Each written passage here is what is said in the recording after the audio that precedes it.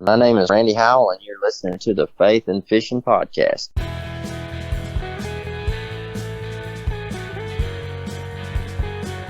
Welcome to the Faith and Fishing Podcast. I'm Cam.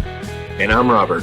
In every episode, we're bringing you faith stories and fishing memories from some amazing members of the fishing community. So join us as we shed a positive light on all things faith and fishing.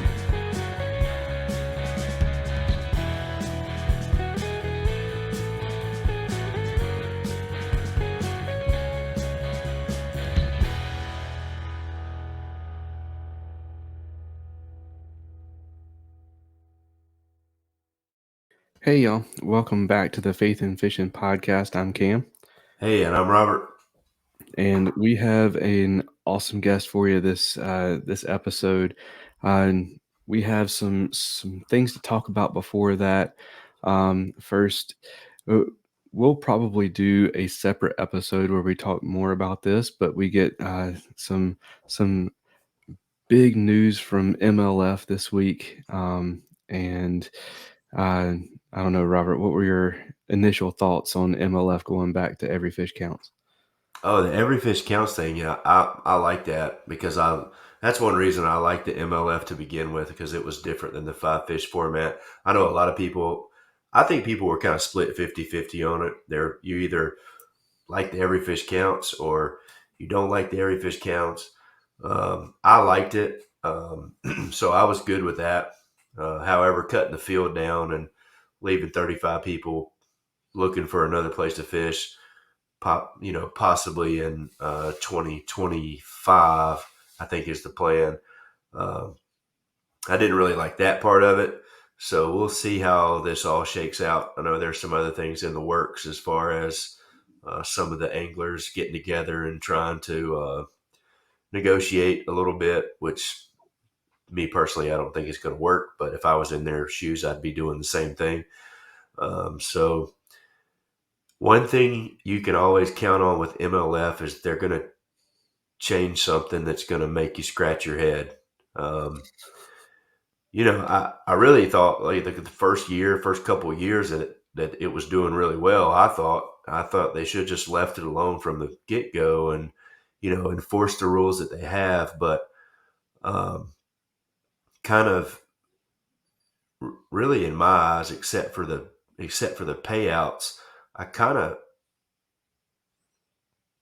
in my head compared a little bit to KBF because the more times that you go back and you do things not the right way and whatever it is, I mean, you're going to lose people, whether it's viewerships or it's going to be your customers who are the anglers, are really the customers that are that are fishing the trail. They're going to lose interest. They're going to, you've already seen some names go back to bass and have to requalify back through the opens.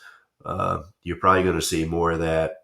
I know Luke Duncan said some people are already reaching out about the NPFL. So I like the MLF format. I thought it was good. But if they just keep shooting themselves in the foot. So we'll see what this brings and go from there. Yeah, I think they put a lot of effort into the wrong things this off season because I enjoy the Every Fish Counts format too. I think it's something different that adds a new spin on it and kind of separates themselves from bass. But I think the main thing they needed to really work on was the blatant cheating that has been going on and the way they just kind of sweep it under the rug unless it's somebody that doesn't have much of a name, and then they'll come down on it. But if it's somebody who's got kind of drawing power, oh, they're okay. And I'm not a big fan of how they've handled that this season. But that, like I said, that can be a whole nother episode on its own for us to talk about. But I did want to give a shout out to whoever it was that clicked on the Faith and Fishing podcast in Wyoming, because now, thanks to you, we have been listened to in all 50 United States. So big shout out to those of you in Wyoming that decided to check us out. So 50 states, and in addition, you can throw DC in there, and then 29 countries. So we're spreading some positivity in a lot of different directions. So excited about that. Robert, did you have anything else before we wanted to get our guest in here? No, man, I'm ready to roll. I will say, Robert and I are both a little winded and a little under the weather. So if our voices sound a little weird, or if we end up coughing or muting ourselves in weird places, that's why. So if you're watching, you'll see us mute a lot, and you'll see us coughing without being able to hear it, hopefully. But we are going to do our best to get through this one. But yeah, let's take a couple sponsors, and then we'll jump into this episode. If finesse fishing is your comfort zone, something you want to learn better this year, or just something you like to tie on as a Hail Mary pass, Jade's Jigs has everything you need and more, and it's all eco-friendly and lead-free. With an awesome selection of baits and colors, they've got a variety of techniques covered for you. Finesse jigs, underspins, Nico weights, Ned rigs, and more are all waiting for you at jadesjigs.com. And while you're there, use promo code FNF10 for 10% off your purchase. That's jadesjigs.com and promo code FNF10 for 10% off.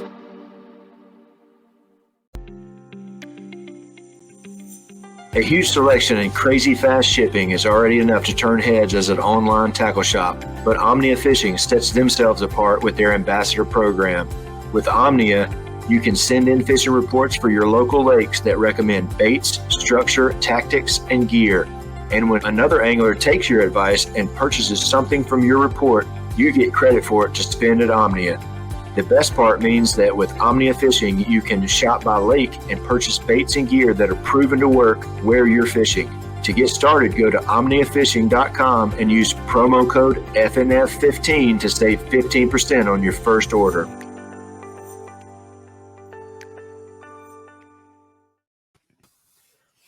So with returning guests, something that is really awesome that has only happened a couple times now is whenever I've had somebody on the podcast and then I meet them in between and then have them on again. And this is one of those times where I actually got to meet Sean at the Dale Hollow event for Paddle and Fin last year, or this past spring, I guess I should say. And I was just telling him off air that I kind of owe the whole Paddle and Fin crew an apology for my grumpiness the first time we met on the water. I had just got finished picking out like my sixth backlash on my sixth cast because the brakes on that reel had failed, and I was frustrated, and I hear this hooting and hollering behind me, and I'm like, here comes a party boat or something I have to deal with. And then boom, there's Matt Souders, and he's being all polite and everything, and lamenting with me about how terrible the wind is, and then motor's off, and then Brad Hicks shows up, and then I hear the hooting again, and I turn and look, and I see this massive wake coming, and I'm like, oh gosh, here comes that party boat. And 3 kayaks come, and Jimmy and Susie are motoring with Sean in the middle holding the 2, and they're coming through. And so it's funny to look back and reminisce on that now, but I really wish I was in a better headspace to kind of enjoy my chance of enjoy the opportunity to meet them. But I did get a chance to spend more time with them that weekend and get a chance to know them a little bit better. But we're going to go ahead and get Sean in here if it actually comes up. It's frozen. Oh, hey, there we go. I had to change the layout. There we go. Sean, man, welcome back to the show. Thanks, guys. Appreciate you having me back on. Yeah, again, and that's been one of the highlights of being on Paddle and Fin is all the people I get to meet on the water. And now going on, I think this is my third year, going on fourth year of being on Paddle and Fin, and I've gotten to meet people. I'm finally starting to get to the point where when I go out, people are like, "Hey, I know you," and so that's really cool. Definitely something that takes getting used to. Absolutely. Well, to go ahead and get us started, if there's anyone who didn't see us, didn't listen to the first episode where we had you on, or maybe they're from the bass boat world, don't know anything about Paddle and Fin, kind of go ahead, tell our listeners who you are and kind of introduce yourself. All right. My name is Sean Lavery. I'm in South Central PA. I live about 15 minutes from Susquehanna, so I'm super spoiled to have that awesome smallmouth factory in my backyard. I've been co-host of the Bass Fishing for Noobs show on the Paddle and Fin podcast now for, I think, like I said, next year will be my fourth year. And at this point, I have a ton of episodes under my belt, and kind of seems like I've been doing it forever. It feels like forever anyway. And but I'm still loving what I do. I still love getting people into it, getting people hooked, and the amount of knowledge that I've gained from doing the show is amazing. And I feel like I get way more out of it than I've given back. Honestly, I'm super blessed to be able to do that and to keep doing it. And it's helped me grow tremendously, and come from a very socially awkward, shy person to someone who can talk to pretty much anybody he runs into. But yeah, it's been an interesting run. Absolutely. Oh gosh. Gosh.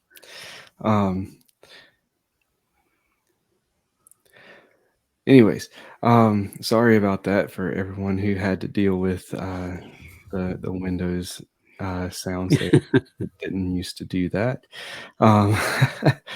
I just did a Windows update this week, and now some of the settings have changed, and I'm having to deal with that. But if we have any listeners who don't know, kind of let us know what Paddle and Fin is, and then kind of be more specific and tell us what Bass Fishing for Noobs is. So Paddle and Fin is a podcast. We cover a ton of different things in our podcast. We used to have a segment every day of the week. We're cut that back a little bit, but we still have a ton of different shows that are out there. We have my show, Bass Fishing for Noobs, which is kind of focused on beginning anglers, but not necessarily just beginning anglers, but more technique driven and instructional kind of in nature, helping people learn about new lures or techniques, or fishing different seasons, or that kind of thing. We have the Reel Down, which is a tournament recap. We're still looking to get a show back. We had the Final Cast, which was more of a kind of a product review show. I'm kind of picking up a little bit of that and starting to do a little bit of reviews on products and stuff. But and then we have the what we call the OG show. Brian Schiller and Jay Randall still do that, where that Brian's kind of the one who started this all, and so that can be anything and everything on the OG show. They just kind of interview different personalities in the fishing world and that kind of thing. We have Feather and Fur, which is about hunting and that kind of thing, from kayaks, and then we have Dustin's segment, which is saltwater based. I'm drawing a blank on the name of the segment, and he's going to kill me. But so we have the salt. Yes, that's right. And then we have, I'm trying to think of the other new ones that we started that they're not quite as often. And that's why I don't know those as well. They don't stick fresh in my mind, but it's definitely been a fun time. One is about tournament directors and talking to different tournament directors and just living or learning from and kind of living the life of a tournament director. So that's definitely been an interesting show, especially since I started getting into that this year. So Bass Fishing for Noobs, my good buddy Ryan Milford started it. We just had our 4th birthday for the Noob show. I'm still hoping to have Ryan on to have like an actual birthday episode, but Ryan and I did it together he did it for a year before I started. And then we did it for about 2 years together before he went on to do different things. And he's still, fishing everything. He's running a league down in Tennessee where he's from. And so he's still busy and definitely involved in kayak fishing. But he, left the show, and then I did it solo for a little bit. And then Susie, was had her own show for a while, and then kind of ended up doing a lot of the back end stuff for Paddle and Fin. She, ran all the tournaments, and did a lot of the back end stuff. And then, once when I mentioned that I was going to look for another co-host, Brian reached out to me and said, "Hey, Susie was thinking about getting back into podcasting again because she misses it, and she was interested in coming and being your co-host." And I was like, absolutely. She definitely brings a dynamic that I feel we were lacking. And I've gotten to speak to some amazing female anglers because of her. We've talked to Christine Fisher and Wesley Gray and lots of other amazing female anglers that I don't know, not necessarily that I wouldn't have reached out to, but having Susie there definitely makes that conversation a little easier. Yeah, for sure. And I will say, talk about someone who you don't really get it until you meet her in person. Like, you don't understand the energy and the bubbliness and the just absolute positive swirl that Susie is until you meet her. What an awesome person to meet. But what was it like to go from kind of not necessarily being the sidekick, but being the co-host who was brought into an already established thing, and then being left that to kind of run on your own, and then kind of adding another co-host to that? It was definitely interesting. I mean, the guys used to joke when I first came on the show.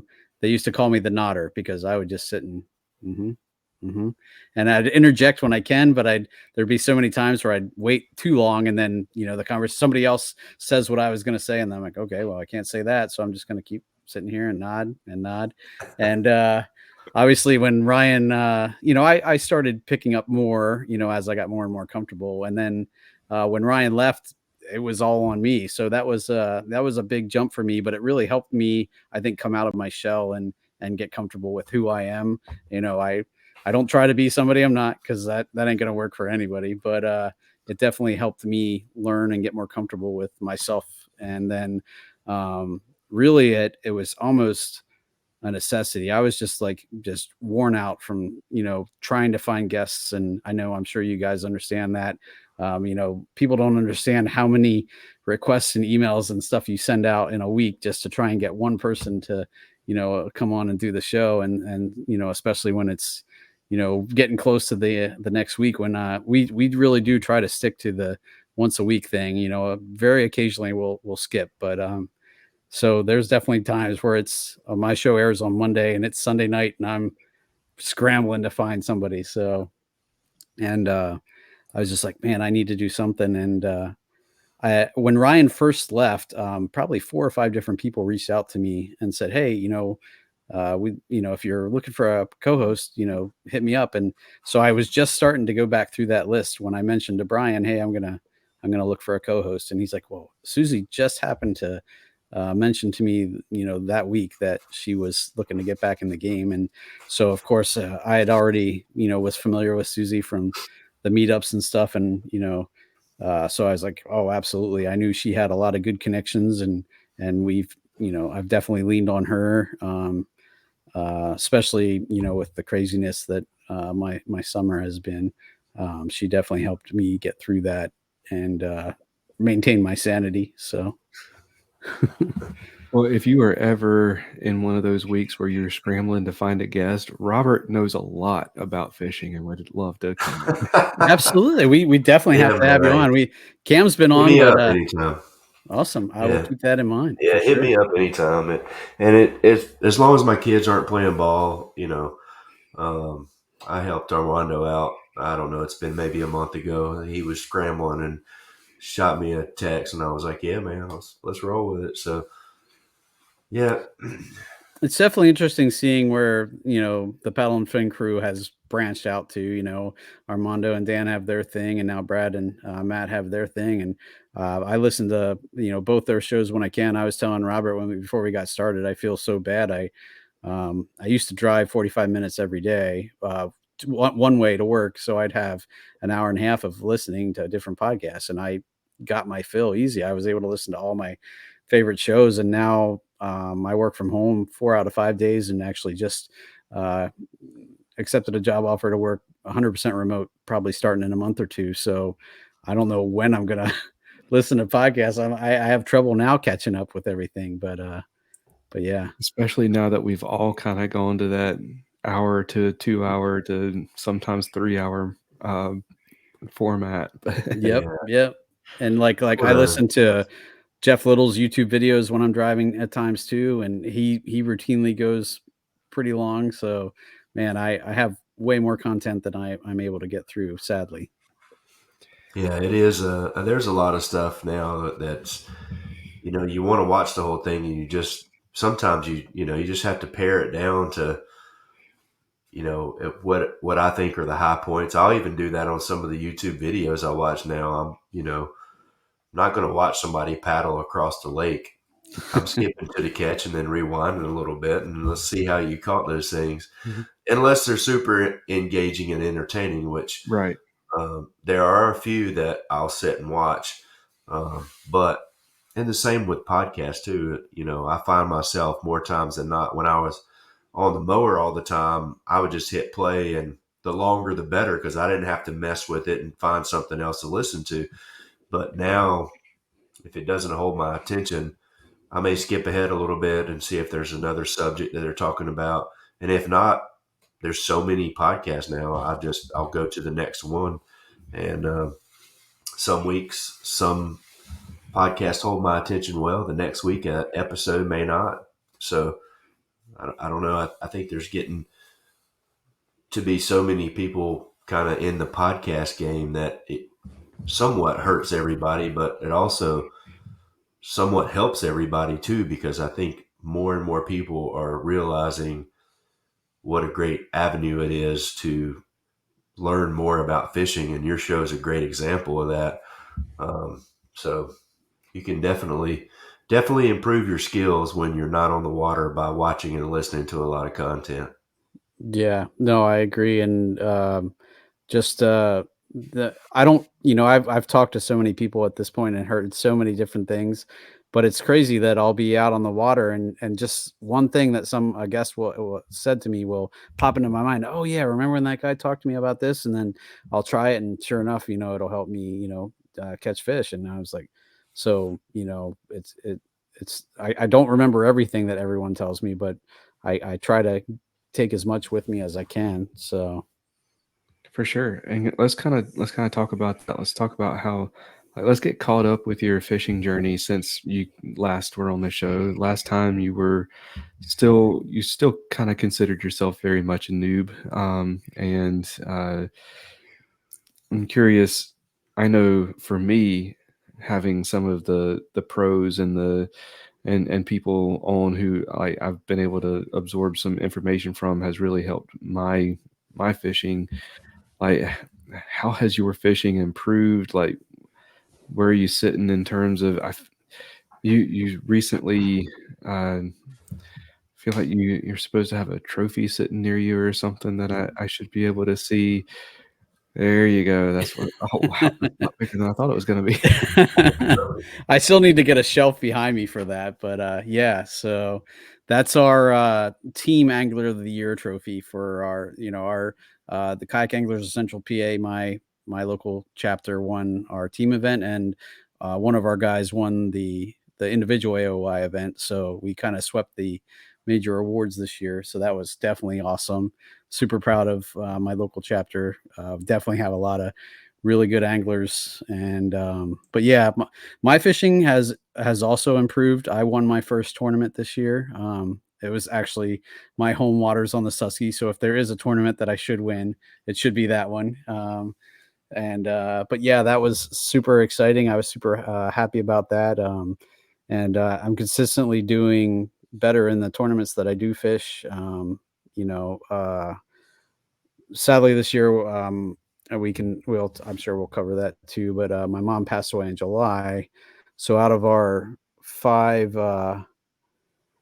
tournaments this year on my kayak trail, I missed two of them because of that, and I still ended up 6th in AOY, missing two of the tournaments. So I think if I could have fished those, I could have been probably in the closer to the top. So I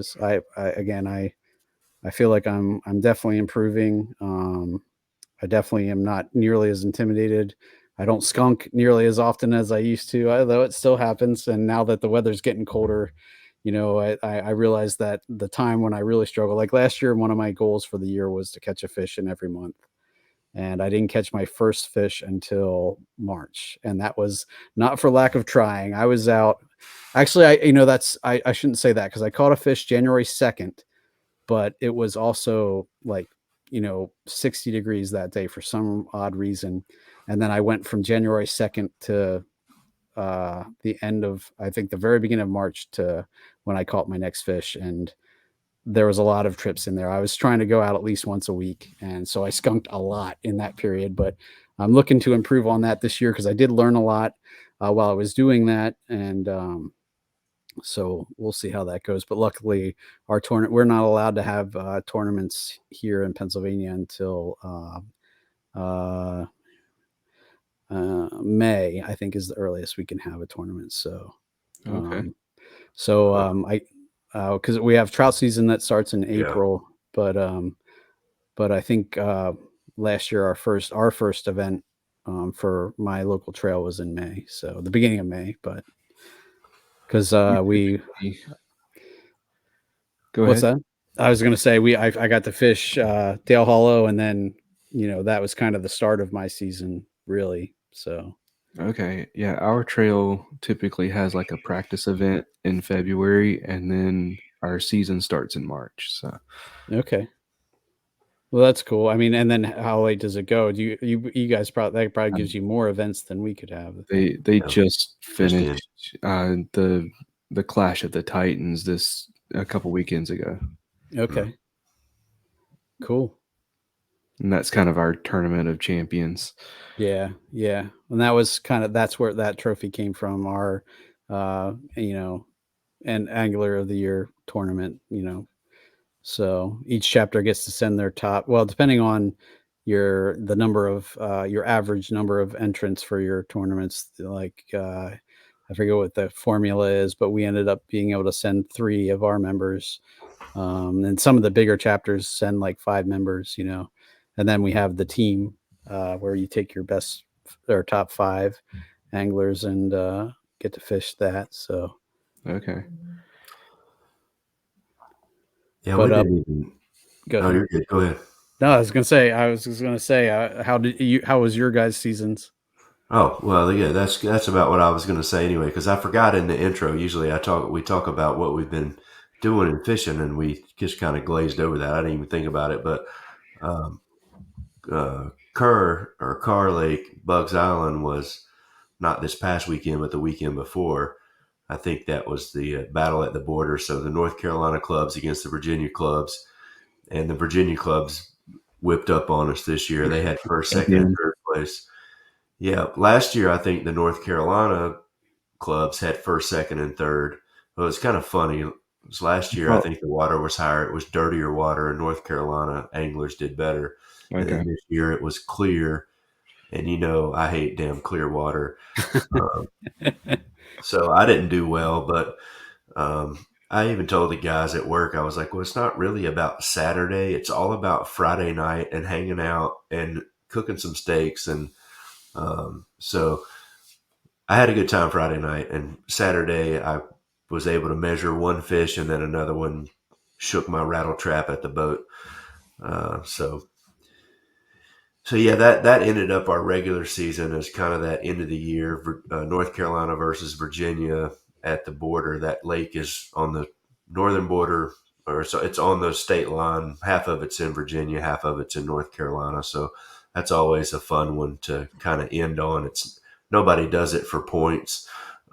Everybody's points race is done. It's kind of the weekend in between the last regular season event and the championship. And then I didn't fish enough events to qualify for our championship, so I was already out of that. And then baseball this weekend, baseball next weekend. So I'm doing the same thing with soccer with my daughter. So yeah. Yeah, I did, since our last episode, get a chance to go out for like an hour and a half one day after work. And it was my first skunk of the year. Oh, yeah? And I got a bunch of bites, but I think they were crappy bites that were just swiping at it, because I could not get anything to stick. So I think that it was crappy or bluegill or something that were coming up and biting at it. I had lots of little crappy, like smacking the top Yeah. all over the place. So Wow. but yeah, nothing to write home about. That's very forgettable. That was why I didn't bring it up at the beginning, is because I forgot I did it. I lost I bet you it was a 20 on Saturday. I went out with a buddy of mine. We were trying to beat the wind here in Pennsylvania last weekend. It was crazy windy. So I went out daybreak, which, that's the other thing I hate about the fall, is it's dark till like 7, and then it gets dark in the evening at like 6:30, so but we were on the water at 7 as soon as it was daybreak, and I fished till 10:30 because my daughter had a soccer tournament at 11, and so I was running to make that. But the buddy I went with caught a 20, and then he's like, "Man, you got to tie on the jerkbait," because I was throwing a tube and I was kind of sticking to my guns. And then he caught an 18 on the jerkbait, and I'm like, "Okay, I'll switch to jerkbait." And right away I hooked into it was huge. I saw it jump twice and got it right at my kayak, and my line broke. So that would have been my second 20 of the year. I think I'm guessing it was a 20. It was big. And so that was a heartbreaker, but I still caught a few nice ones that morning, nothing near that size, but so I'm looking forward to going back out. And I just saw the weather here in Pennsylvania is supposed to get really, really warm, unseasonably warm, like mid 70s. So this weekend, it's gonna be like 81, 82 on Saturday here. So yeah. So is that the reason that you decided to do the line episode this week? Well, part of it, and Susie and I were trying to decide what we wanted to do, and it was either going to be on rod powers and the different kinds of rods, but I had just talked to another a potential guest about that from a rod manufacturer. So I was like, no, let's not do that one. But I was like, what about line? And she's like, yeah. And then it definitely was in my mind from that breaking. But I think that broke, that line broke because my jerkbait rod, I think, has a notch in the one line or eyelet. And I think because I had I'd lost 2 other jerkbaits just in casting, and as soon as I broke that one off, I put that rod away, and I was like, something's going on with that rod. I don't know what's up with it, but I'm not going to lose another heartbreaker on it. So for sure. So that's awesome that you're kind of going back to the basics on bass fishing for noobs. I feel like it's time to start doing that again. I feel like that's a good thing to cycle through on a show like Bass Fishing for Noobs. We really like to do that because we want to cover the folks that have listened to us for a while and are interested in a little more advanced things, but there's still plenty of people who are just getting involved in it. So I always try to cycle back at least a few times a year and really cover a few things. Like I like to do those I call them 101 episodes every once in a while, just where you're going back to the basics and really explaining things, because there's definitely for every couple of listeners that have been listening to the show for a long time and have probably heard me talk about a lot of that stuff and are looking for more in-depth things, there's also just as many people who are just listening for the first time and are just getting into that. And like I said, when I first started, I remember, listening to different podcasts, and I'd hear people talking about shoals and ledges and all these things, and I didn't have a clue what any of that was. And I was like, I just want somebody to explain that, And so that's kind of what got me into it, is like, I was like, that's the show I want to hear. So hopefully there's other people out there that want to hear that too. And that's really what drove me to kind of reach out to Ryan and kind of get involved. So For sure. And it's one of those things where, you can listen to 5 different people explain the same thing and learn something new from every single one of them. So being able to cycle those topics is pretty awesome. But yeah, how are things going in your faith journey, man? It's been a while since we've had you on, so I know you've had kind of a rocky point this year, but what's been going on with that? Tell us about. So life goes in seasons, and this has definitely been a trying season for me. My faith is what got me through, for sure. For anybody who doesn't know, my mom got sick suddenly in July and passed away relatively unexpectedly. She had a heart attack in November, but had stents put in, and we thought she was doing well. And so I think, the very beginning of July, she had another shortness of breath episode, ended up going in the hospital. And I was thinking, oh, she'll just get another stent and she'll be fine. And, the first couple of days in the hospital, I was in there with her, and, we were, conversing like normal, and everything seemed good. And it just started, going downhill, and it just went downhill real fast. And then before I knew it, I was having to say goodbye. And it just, if I didn't have my faith and, that support structure behind me, I don't know how I would have done it, because I really did lean on that a lot, especially in that period. And it's kind of interesting. Obviously I went, when I was younger, I went to her church, and I was familiar with her pastor, but it had been, 20 years since I had gone to that church. But in that those last couple of days, I spent a lot of time with her pastor, because he was there to visit with her. And it was just weird to get back in touch with him, and really, he really helped me a lot. As far as, my local faith journey, we found a new church home the beginning of last year. We've been there for a little bit over a year now, and that's been really amazing. It kind of revitalized things, so that they were also very supportive. We've been involved in Bible studies. One thing that was really the timing of everything with my mom, the week she got sick was the week I was supposed to go to camp. So it's kind of weird how that stuff works out. I had already had that week off to begin with. So it ended up I ended up having to miss camp, but I also had so much other stuff going on that week that I would have had to be off anyway. So it just kind of worked out. And I did get up to camp the last day. We kind of sent my daughter there, and didn't tell her kind of what was going on, because we wanted her to at least have fun. And so the last day of camp, we went up, and that was therapeutic in and of itself too, because I got to see my camp family, who are like a second family to me. I love those guys, and they were, super comforting and super supportive of me. And I almost needed that at that point in time, because I was so emotionally just drained, and I needed, everybody just kind of gathered around and loved on me. And there wasn't a place I felt like I'd rather be at that point. So it definitely, but yeah, like I said, there's seasons of life. And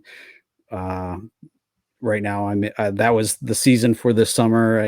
Things are still, still tough at times. We're still dealing with estate issues and all that fun stuff. And I have a twin brother who has Parkinson's and a bunch of other health issues. And my mom was his primary caretaker. So as his only sibling, for the most part, that's fallen on me, his care. So that's been a big life change for us too.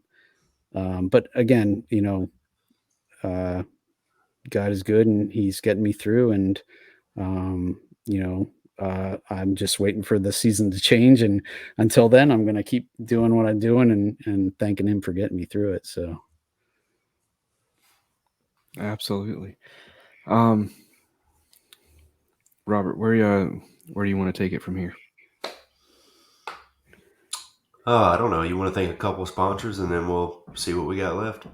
Yeah, let's do that. And whenever we come back, Sean, we've got a brand new "What's Your Favorite" segment for you. All right. With some new questions for you. So let's take care of that right after this.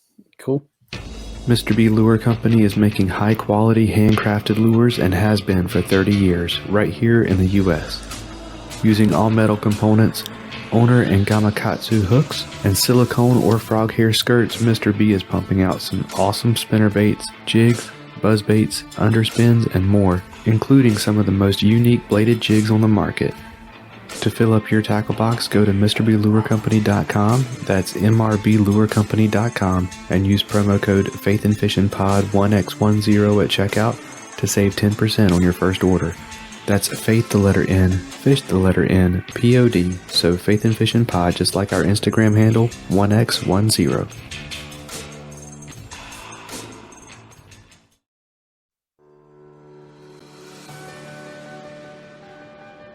If a fly rod is your weapon of choice, check out Atollas.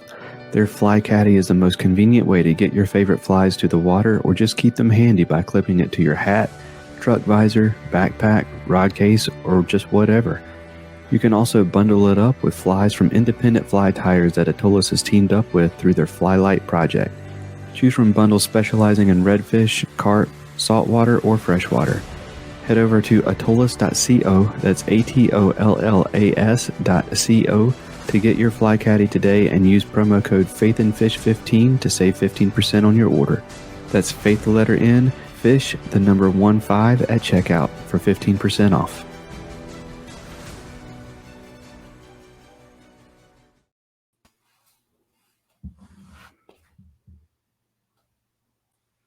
All right, now I'm unmuted. All right, so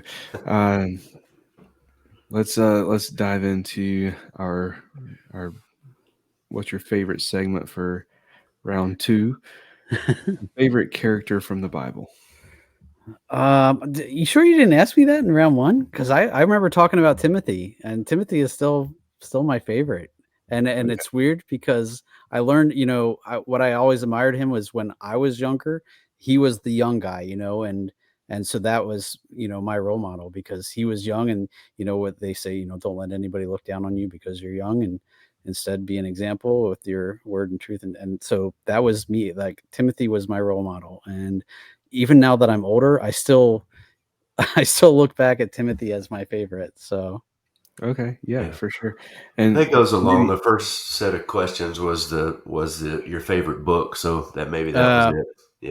Maybe. It was favorite scripture, but. Oh, well, that, and I forget what I said then, but my new favorite is 2 Corinthians 12:9, which is my power is made perfect in your weakness. And as someone, I've always been, I don't want to say it's like an inferiority thing, but I've always been nervous and self-doubting. And that verse just tells me that, God's going to use me the way I am.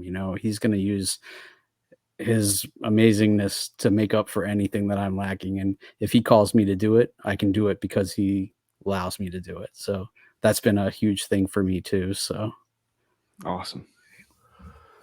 All right. What about your favorite translation of the Bible? Which one do you? That's interesting. If you would have asked me last year, I would have said the Message, because I really and the more I at our new church, everything we do is New International Version. I've started doing the media for. I got on the media team at church now, and so I started doing and part of the service is putting the Bible verses into the presentation, and there's something I like the message a lot for its kind of easy reading, but then you have those verses that so well that just don't read the same in the message. Even John 3:16 from the message doesn't sound the way that you're so used to hearing it. So it almost kind of, when I hear it, I'm just like, yeah, I kind of still like the original of that one. But so there's definitely things I like about the message. But I'm kind of leaning back towards like the kind of the original stuff now. I do a little bit. I usually read multiple translations depending on what I'm reading. Like when I do my devotionals and stuff, I'll read a couple different ones. So Cool. Okay. Nice. Well, this is how I knew that Yeah. that I did not ask you your favorite book in the first round, because in the second round, this question is your favorite book of the Bible. That's weird. That's a good question. I did last year. Every year that we go to camp, they give us different books to read at the end as our kind of our gift for being a counselor. And well, I think it was 2 years ago, either 2 years ago or last year, they gave me a book all about the book of Romans, and it was like just an in-depth dive. Sometime I'm going to have to get like the whole series, because it goes through a lot of those books, and that was really fascinating to me, reading that in depth. So it just it and I like I said, I almost want to go back and read more of those books, because there's ones for each, or a lot of the different books. And um I don't know what it was about it. I just never read anything like that in depth like that before. I never did even the classes that I had for being a Christ servant minister didn't go into the depth that this book went into. And so um I really like that book, and so that's what I would say now, but only because I learned so much from that, reading that book. Huh. Okay. Awesome. And what about your favorite time of the day to fish? Whenever I can get on the water. Right now it's kind of the evening. I work. I start at 5. I get up at 5:30. Work from 6 to 2:30. So my job allows me to be out as long as I don't have soccer games or that kind of thing. I usually try and go at least one weeknight a week, and so right now that's the time that I go is the afternoon into evening. Although just Saturday, like I said, I went out at daybreak, and um, so I'd say right now it's the evening, especially like kind of late summer, early fall, when top water is just right as the sun is setting. Top water that's usually the time, and that's one of my favorite times and ways to fish, is fishing popper right as I always say, when the sun goes down behind the horizon. For some reason on the Susquehanna right by us, that's popper time. And I can't think of anything better than a top water hit on a popper. So I do love throwing a popper. Are you still throwing the Rico popper? I am, and it is my confidence popper. I've tried like the pop bars and all these other poppers, and I don't know what it is about the Rico, but for whatever reason, I have so much confidence in it.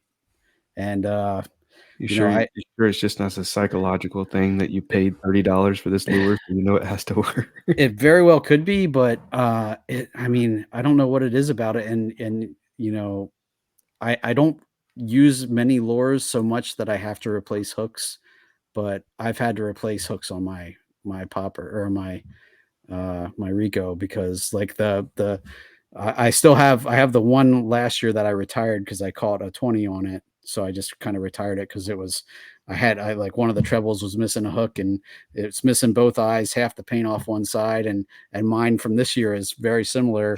I did actually replace the back treble. I had to search for like a feathered treble because I finally found some replacement hooks for it. But I mean, that's just a testament to how many fish I catch on those, that it's they look rough.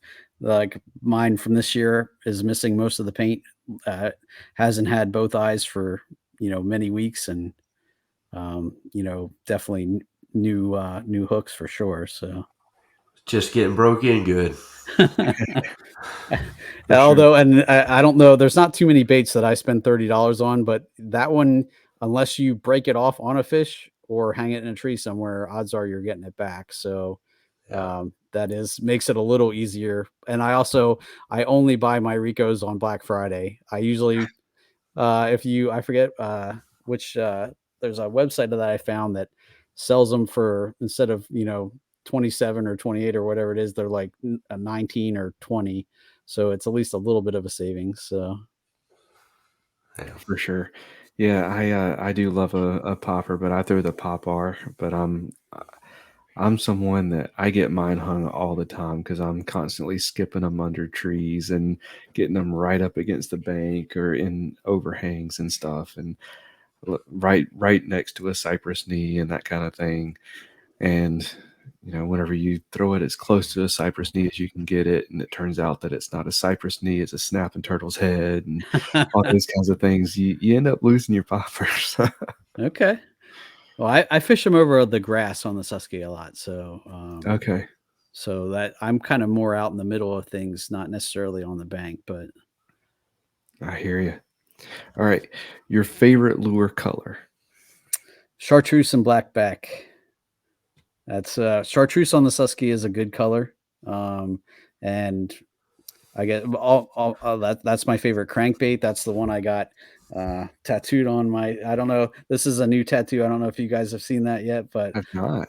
That nice. was so it's kind of hard to see from that angle, but it's a dude kayaking on the river for a smallmouth, and Oh yeah. I was trying to think of what color or what lure to put on there, and I was like, I'm going with the chartreuse blackback crankbait because that's kind of, I was like, I was going to do a popper, and I was like, well, it's underwater because the surface is up here, so I'll do a chartreuse blackback crankbait. That's what my two biggest smallmouth on the river came on, but chartreuse on the Susky is usually a good color. A lot of what I throw has at least chartreuse on it somewhere.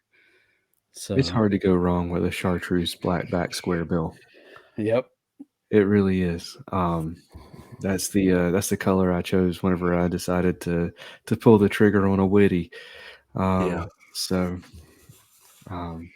yeah. Now, what about your favorite pizza topping? I'm a meat lover, kind of. If I like pepperoni and the meat lovers. I'm not so much veggies. I'm not anti anything really. Even pineapple. I know there's people out there that hate pineapple on a pizza, but I can do it. But yeah, if I had to pick, I'd say like meat lovers for sure. Okay. I like Solid choice. Solid choice. I'm not going to turn down a meat lover's pizza.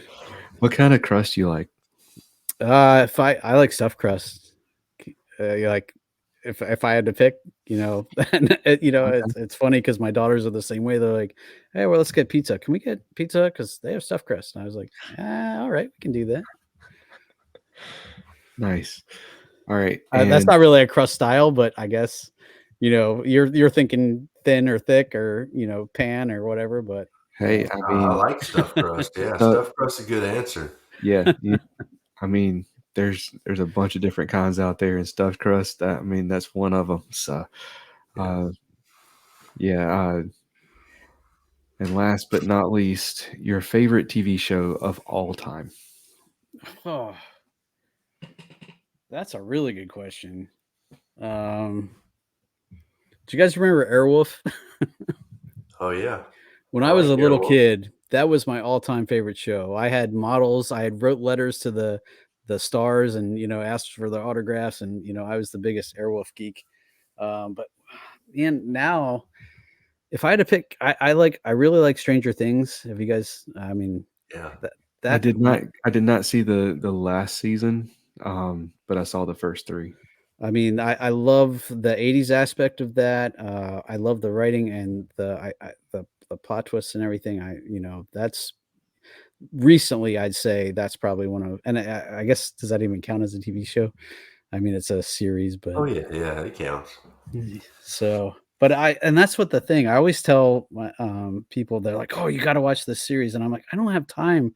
I need a movie. I need an hour and a half movie that I can get in and get done. If I even like I love Mandalorian.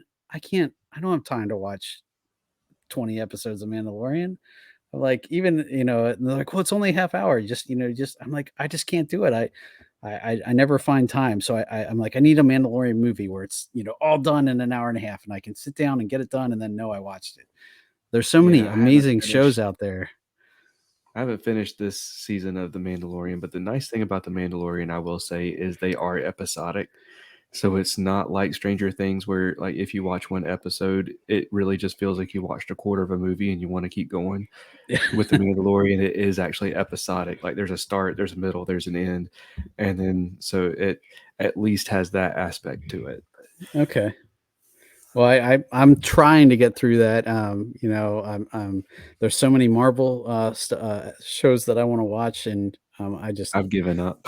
Yeah, no, I'm like, white flag. Well, we've had Disney Plus, and my kids watch it way more than I do, and because I initially bought it more for me than for them, and they have totally turned the tables on that and watch it way more than I do.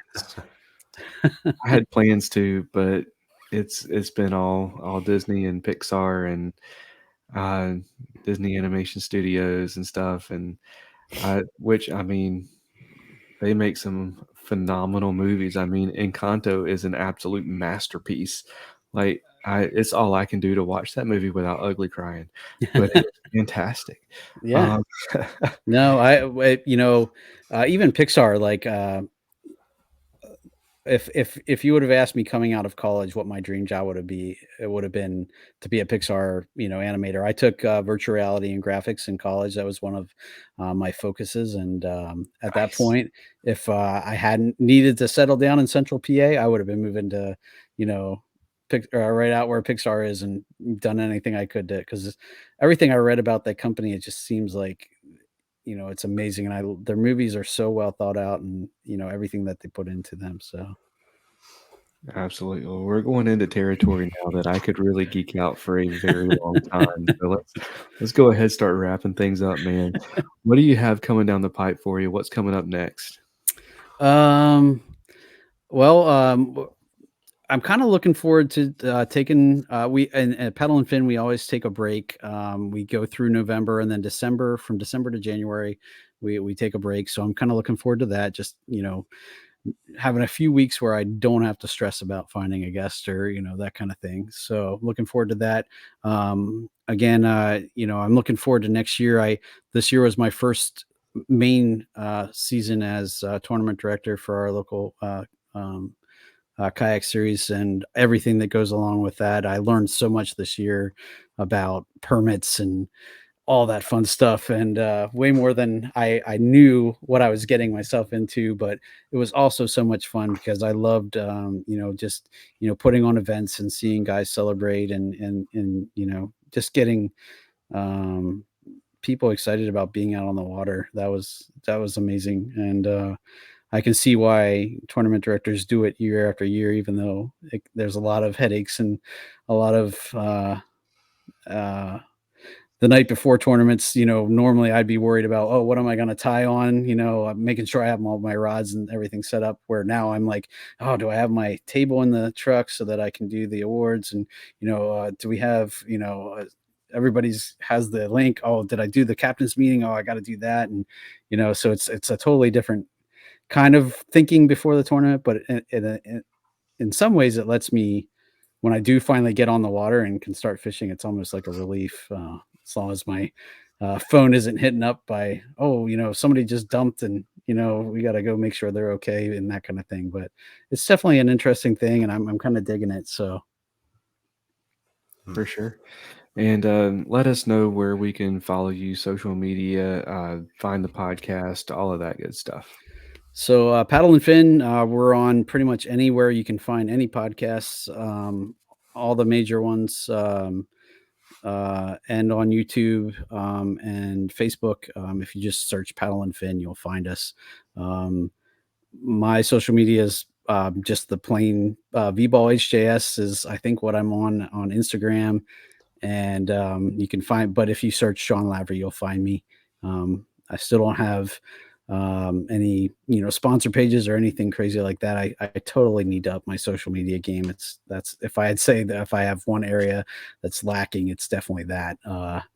But I at this point, it's just not my focus. At some point, maybe down the road when I have, a lot of time to put into that, it will be, but I get enough name recognition now through what I do. So I'm like, at some point, if I need to build my brand, I will, but I'm kind of liking where I'm at right now and not necessarily looking to go crazy, or I just don't have the time right now to kind of go down that rabbit hole of looking for sponsors and that kind of thing. So I'm just having fun doing what I'm doing, having fun teaching and learning and just getting people hooked on fishing. So there you go. And I know you said you didn't have sponsor pages, stuff like that, but is there anyone you wanted to give a shout out to, say thank you to, sponsors, supporters, anybody like that?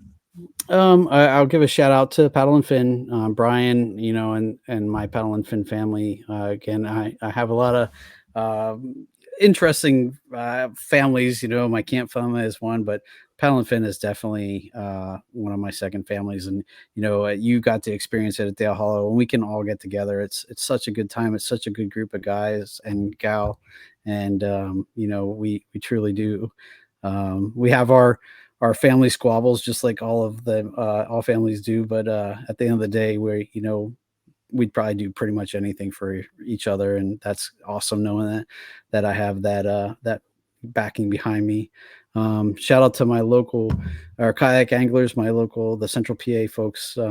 They're a good group of guys, and I'm, really getting involved with that and getting to know those guys. And that's been a lot of fun. And, props to you guys too for everything you do. It was interesting. I was just, our pastor was talking this week about, what it means to be blessed.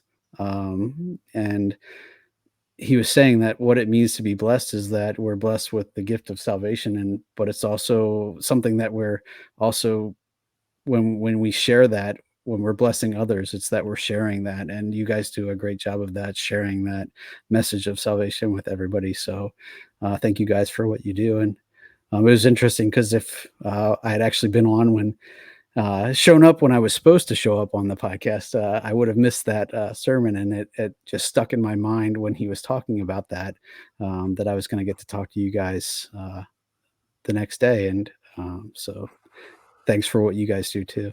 Yeah, it always works out like it's supposed to. Exactly. So, well, we're going to play a couple ads. We're going to close things out. Sean, if you would stick around for just a second, we're going to pray for you and we'll close this thing out. Get Outdoors Pedal and Paddle is one of the largest canoe, kayak, and cycling retailers in the Southeast, with a huge selection of kayaks, canoes, bikes, and all the accessories needed to experience paddling and cycling comfortably and safely. Get Outdoors helps to expand and educate the paddling community through their free demos held on local lakes in the Greensboro, North Carolina area, and through in-store clinics and on-the-water courses and demos. And we'll even get your new boat rigged up for kayak fishing for you. Stop by the shop in Greensboro, North Carolina, or check out shopgetoutdoors.com to be wowed by their selection. Few things ruin your day on the water as bad as losing gear. But with the retrieval devices for fishing rods, action cams, bow fishing bows, and more from Save Your Outdoors, You don't have to let dropping your stuff ruin your day because you can get it back. The pressure-sensitive filter keeps water from rain and quick dips in the water out, but it lets water in when your gear goes overboard to release a float attached to your gear by 60 feet of line so you can get it back. Go to saveyouroutdoors.com to learn more and try some for yourself, and use promo code FNFP15 to save 15% on your order. That's saveyouroutdoors.com and promo code FNFP15. Another huge thank you to Sean for coming on the show and getting caught up with us. As always, I'll leave links to Paddle and Fin and all that good stuff in the show notes. Be sure to check out the Bass Fishing for Noobs segment on their show. It comes out on Mondays. It is absolutely fantastic, and it'll whether it's something you know already or not. I mean, every guest they have on there, I end up learning something from them. So be sure to check that out. We're gonna go ahead and we're gonna close things out, and we're gonna pray. Robert, did you have any closing thoughts before we prayed? No, I think that was a great show, and I just wanted to add, it's called Bass Fishing for Noobs, but it's for everybody. So even if you don't think you're a noob, tune into that show because it's good. It's packed full of some great information. Even for some veteran anglers, you can learn a lot from it. Absolutely. All right, let's pray, y'all. God, thank you. Thank you so much for this podcast and this opportunity to just kind of talk about you, talk about fishing, and talk about our journeys with like-minded people, and to share it, give the opportunity to others to share their story with others. Thank you for whoever it is that's listening to this right now. Pray that you meet them where they are, give them what they need through this podcast. Speak through us and speak through Sean. And God, I thank you for Sean. Thank you for what he means to us and what he means to so many others.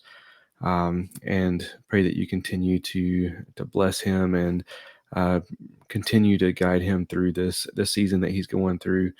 Pray that you continue to strengthen him and his family and give them comfort and peace. And pray that you continue to improve Robert and myself, get these coughs and sinus issues out of our systems, and pray that you continue to put on a show in and through our lives and through this podcast.